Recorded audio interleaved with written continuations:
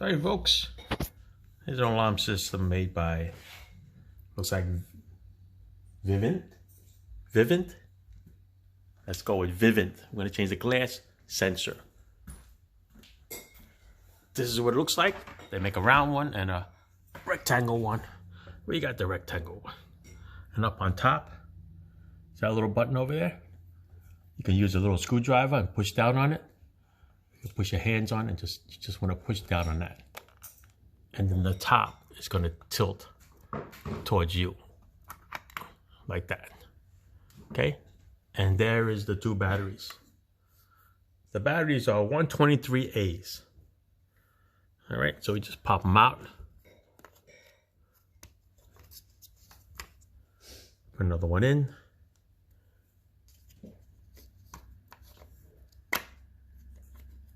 Next one comes out.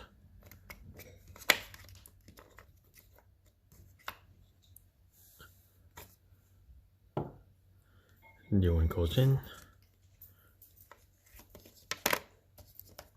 All right. They tell you to wait about a minute before you snap it back on. So this is what it looks like.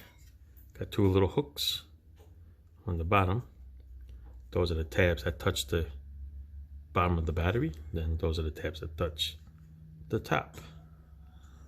All right, so when you put it back, hook it up in here and snap it right in.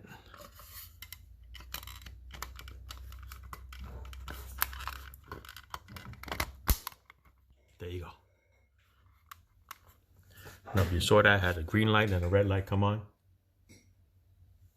And then you're good to go. Okay? I'm sure you can test it.